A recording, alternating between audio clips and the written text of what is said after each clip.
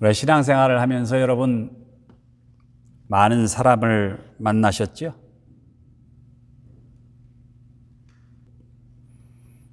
또 만나면은 이름 정도는 이제 기억할 수 있는 분도 계시고, 그런데 그 중에 절대 잊을 수 없고 또 이따금 오랜 세월이 지났는데도 꿈속에도 나타나고 생각만 해도 고맙고 눈물이 날 정도로 그런 분들이 있죠? 바울에게도 그런 분들이 있었습니다. 오늘 본문은 그런 사람들에 대한 내용이에요. 바울이 역사에 길이 남을 전도 사역을 하는 가운데 평생 그의 기억 속에 남아 있었던 사람들, 그들은 어떤 사람들이었는지 다음과 같이 묵상해 보시겠습니다. 첫 번째로는 처음 전도하고 양육한 동역자가 기억에 남습니다. 5절에 보세요. 나의 사랑하는 에베네도에게 문안하라. 저는 아시아에서 그리스도께 처음 익은 열매니라. 여러분, 무엇이든지 처음이 중요합니다. 처음이. 제가 올해 베란다 화분에 오이 모종을 심었는데 몇 날 며칠이 지나고 자고 일어났는데 많은 오이가 열린 거예요. 얼마나 신기하고 기쁜지. 처음 난 열매를 바라보는 그 기쁨, 첫 열매, 첫 자녀, 첫 수학, 첫 예배, 첫 사랑, 이런 거. 이게 얼마나 중요한지 모릅니다. 아메리카에 도착한 청교도들이 처음으로 옥수수를 수확했을 때,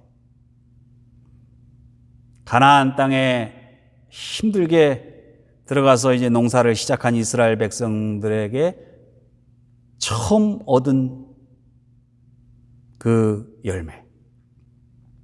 특별했겠죠? 그래서 이스라엘 백성들은 그 처음 거둔 열매를 어떻게 했어요? 하나님께 드렸습니다. 첫 열매를 바친다는 것.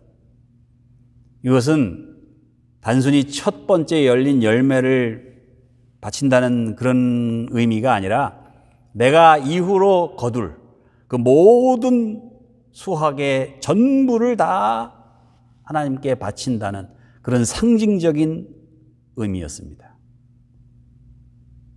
신약 성경에서 예수님의 부활을 가리켜 부활의 첫 열매 그러지요? 유대인들에게는요, 이 첫 열매란 그 열매가 한 번 열리는 걸로 끝나지 않고 계속해서 점점 더 많은 열매가 열린다는 것을 의미하는 거예요. 그래서 부활의 첫 열매, 예수님께서 이제 처음 부활하셨으니까 이제 그 이후로 우리 성도들도 다 부활한다. 그런 의미가 있는 거죠. 사도 바울이 지금으로 따지면 아시아, 터키죠. 거기서 전도를 많이 했는데 그때 많은 사람들을 만났고 많은 사람들을 전도했어요. 그런데 그 중에서 제일 먼저 복음을 받아들이고 세례받고 사도 바울의 사역에 동참한 사람이 에베네도. 이름도 참 좋아요. 칭찬받는 사람이에요. 이름이, 뜻이. 소아시아 지역에서 많은 사람들에게 칭찬을 받았던 에베네도. 그 에베네도가 아시아의 첫 열매. 그래서 그 이후로 아시아에 있는 수많은 사람들에게 복음이 전파되고 아시아에 수많은 예수 그리스도의 제자들이 생겨나고 덕분에 그 복음이 동쪽으로 전파돼서 우리들에게까지도 전파된 거죠. 그러니까 우리도 다 에베네도의 그 첫 열매의 다 후속타예요.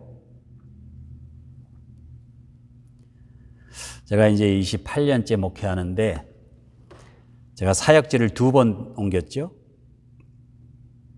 근데 그 사역지에서 처음으로 전도하고 양육하고 그래서 그 교회에서 기둥 같은 일꾼이 된 사람들이 있어요. 그들은 제가 아직도 기억하고 틈만 나면 기도합니다. 기도하게 됩니다. 저절로. 그런데 그렇게 전도해가지고요, 첫 열매를 맺는다는 게 쉬운 일이 아니에요. 어떤 경우에는 5년, 7년 계속 신방하고 설교 테이프 가지고 갖다 주고 또 우편으로도 보내고 교회 달력도 가져다 드리고 그리고 어떨 때는 막 그 세탁소에 막 물이 넘치면 가서 막 같이 청소도 해주고 그런데 이상해요. 이건 제 경험이에요. 오랜 기간에 걸쳐서 참고 기다리고 노력하고 그렇게 전도하고 양육한 사람들이 교회의 진짜 기둥이 됩니다. 첫 열매가 된다는 게 이게 된다는 거 위험한 일이죠. 때로는 목숨을 걸어야 할 일이죠.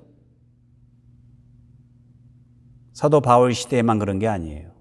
오늘날에도 이 첫 열매가 된다는 거 이게 어렵습니다. 첫 열매가 위대한 것은 불확실성을 극복했다는 데 있어요. 이게 날까 말까, 열매가 맺힐까 말까. 불확실성이 있거든요. 그런데 그 가운데 열리는 거예요. 여러분 교회에요.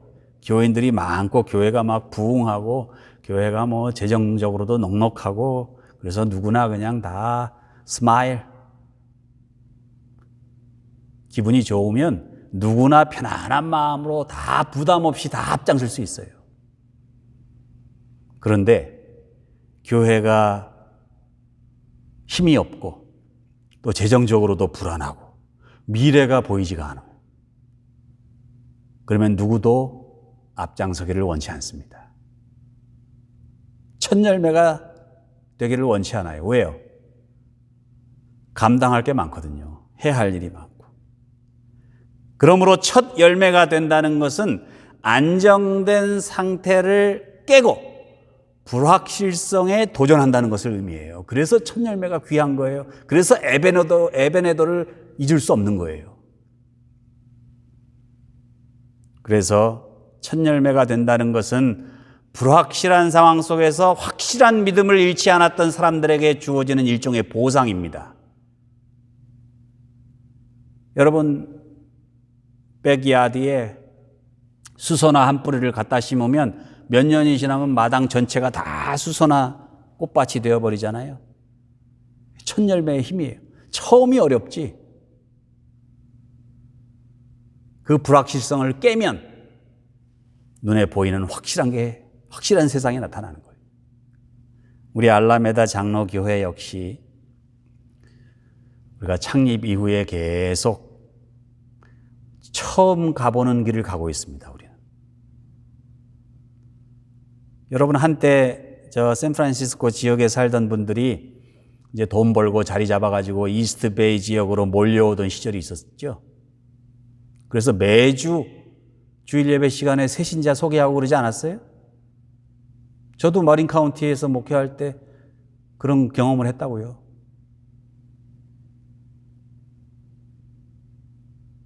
그런데 언젠지 모르겠는데 언제부터 점점 더 한인 이민자들이 줄어들기 시작해요. 그래서 몇 달이 지나도 새신자 소개할 기회가 없어요.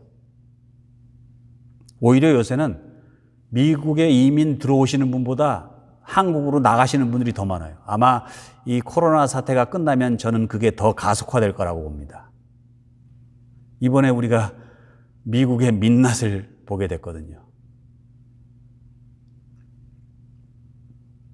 그리고 이민 초기에 그렇게 교회를 위해서 충성하고 열심으로 교회를 희생적으로 섬기시던 우리 권사님들, 장로님들, 지금 거의 다 역사의 뒤안길로 사라지고 계십니다.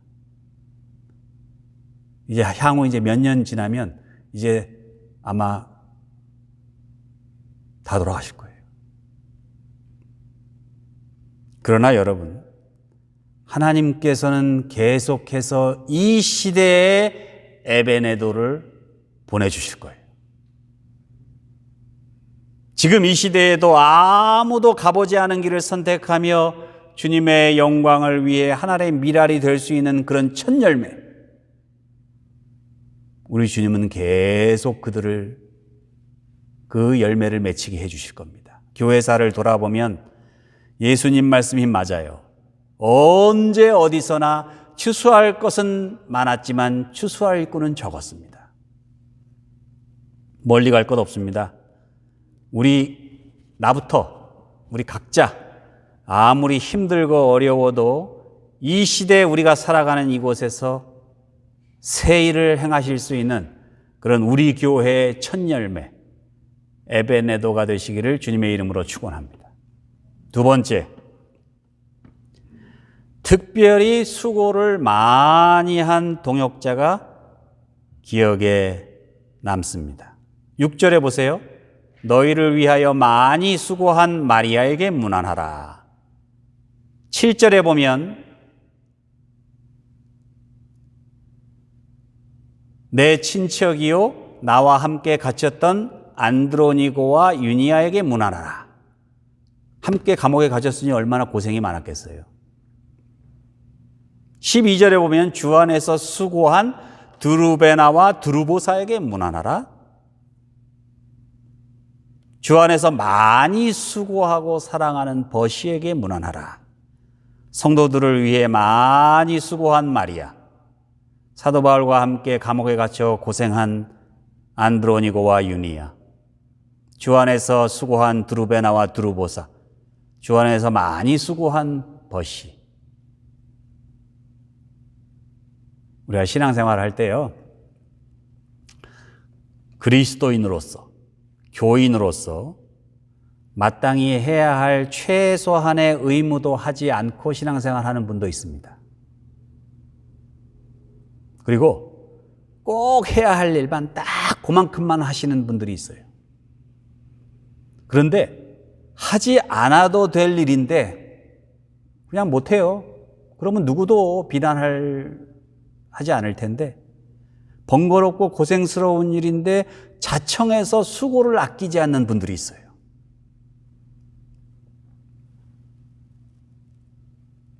사도 바울은 그들이 기억에 남는 겁니다. 탈무드에 보면 어떤 랍비가 10년 동안 산속에서 경전을 읽으면서 기도하고 묵상하고 10년 동안 돌을 닦는 거죠. 그래서 수염을 그렇게 기르고 산에서 내려오면요, 제일 먼저 하는 일이 뭔지 아세요?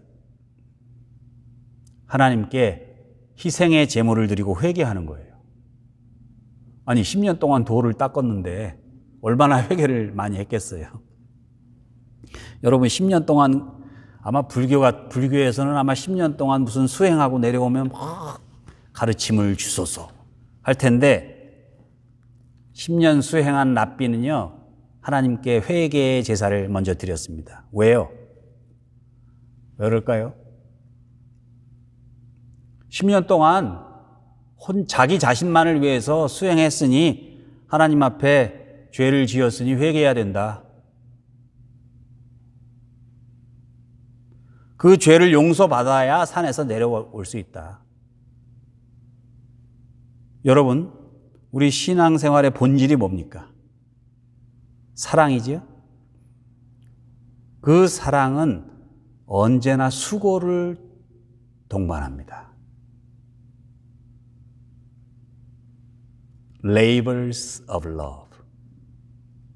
여러분, 수고가 없는 거, 희생이 없는 건 사랑이 아니에요. 교회가 어려운 상황에서 성도들이 교회를 떠나고 재정은 바닥이 나고 힘들고 어려울 때 성도들에게 애찬을 대접하고 그들을 찾아 돌보고 수고를 많이 한 사람들. 마리아, 두루베나, 두루보사, 버시. 우리 교회에도 그런 분들이 있죠? 사도 바울이 감옥에 들어갔으니 교회가 얼마나 힘들어요.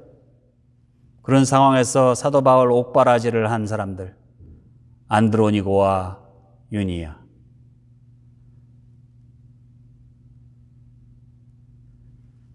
그 고생스러운 그 초대교회의 상황을 사도 바울은 고린도 후서 11장 23절 이하에서 아주 잘 표현하고 있지요. 내가 수고를 넘치도록 하고 옥에 갇히기도 하고 매도 수없이 맞고 여러 번 죽을 뻔하였으니 유대인들에게 40에 하나 감한매를 5번 맞았으며 3번 태장으로 맞고 1번 돌로 맞고 3번 파선했는데 일주야를 기품에서 지내고 여러 번 강의 위험과 강도의 위험과 동족의 위험과 이방인의 위험과 시내의 위험과 광야의 위험과 바다의 위험과 거짓 형제 중에 위험을 당하고 또 수고하며 애쓰고 여러 번 자지 못하고 줄이며 목마르고 여러 번 굶고 춥고 헐벗었노라. 바울과 그의 동역자들이 복음을 위해서 수고하는 걸 생각하면 여러분, 우리가 당하는 건 아무것도 아니죠. 우리가 하는 수고는 아무것도 아니죠. 그래도 여러분, 우리에게 남겨진 수고가 있습니다. 예수 그리스도의 복음을 제대로 전파한다는 것, 이게 쉬운 일이 아니에요. 예나 지금이나. 정말 예수님이 원하시는 대로 우리가 복음을 전하면 때로는요, 그게 내게는 이득이 되지 않기 때문에, 도움이 되지 않기 때문에 오히려 교회를 떠나는 교인들도 생길 수 있어요.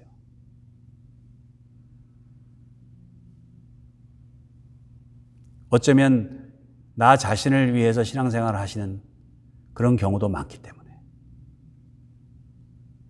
어쩌면 교회가 제대로 예수님 말씀을 전하고자 하면 이 시대에도 환난과 핍박이 닥칠지도 모릅니다. 그런데 초대교회 사도들과 성도들, 그 큰 환난과 핍박 가운데에서도 기꺼이 수고를 자청했어요. 복음을 전했어요. 함께 가난하고, 함께 굶고, 함께 고난을 받고, 함께 감옥에 가고, 함께 죽으면서까지. 그렇게 교회를 위해서, 복음을 위해서 수고했던 초대교회 믿음의 선지들처럼 이 시대에 우리에게 주어진 그 사랑의 수고를 아끼지 않으시기를 우리 주님의 이름으로 축원합니다. 마지막으로 3번째, 사랑스러운 동역자가 기억에 남습니다. 8절 9절 보세요. 주 안에서 내 사랑하는 암블리아에게 문안하라. 그리스도 안에서 우리의 동역자인 우르바노와 나의 사랑하는 스다구에게 문안하라. 사랑하는 동역자, 암블리아와 스다구. 근데 왜 사랑했는지 이유가 안 나와요. 그죠? 왜요? 사랑에는 이유가 없기 때문에. 당신이 예뻐서 사랑합니다. 아니, 그러면 불나가지고 화상을 입으면 사랑 안 할 거예요? 얼굴이 일그러지면? 당신이 돈이 많아서 좋은 직업을 가지고 있어서 당신을 사랑합니다. 그러면 직장을 잃거나 사업이 망하면 떠나버리겠네? 그게 사랑입니까? 그건 사랑이 아니에요. 진정한 사랑에는 아무런 이유도 조건도 없습니다. 하나님께서 우리가 예뻐서 사랑하셨어요? 그냥 사랑하신 거예요. 그냥 사랑하니까 사랑하는 거예요. 사도 바울에게도 그런 사람들이 있었습니다. 내 사랑하는 암블리아, 나의 사랑하는 스다고. 왜 사랑했는지, 얼마나 사랑했는지 그런 거 없어요. 우리가 함께 신앙생활하는 동역자들 가운데 어디 때로는 싫은 소리 하는 사람도 있고 짜증내는 사람도 있고 자기 자랑만 하는 사람도 있고 이른바 코드가 맞지 않는 사람도 많지요. 그런 사람들 사랑하기가 쉽지 않지요. 그런데 사랑스러운 사람만 사랑하면 사랑이 아니에요. 사랑의 은사를 받으면 사랑하기 어려운 사람들, 얄미운 사람들, 나를 못살게 구는 사람들, 심지어는 원수까지도 사랑할 수 있습니다. 왜냐하면 사랑은요, 아무런 조건이 없어도 가능한 것이기 때문에. 그래서 사랑이 위대한 거예요. 아무런 조건 없이 사랑하는 그 사랑이 진짜 사랑이에요. 바울이 만났던 수많은 사람들, 그 가운데 까다로운 사람도 있고 예의가 없는 사람도 있고 책임감 없는 사람도 있고 염치 없는 사람들도 있고, 그런 사람들하고 처음에는요 사도 바울이 막 화도 내고 다투기도 했어요. 그러나 어느 순간 사도 바울은 자신의 선교 사역에서 만나는 그 모든 사람들을 다 사랑할 수 있는 능력, 고린도전서 13장에 나오는 그 사랑의 은사를 받습니다.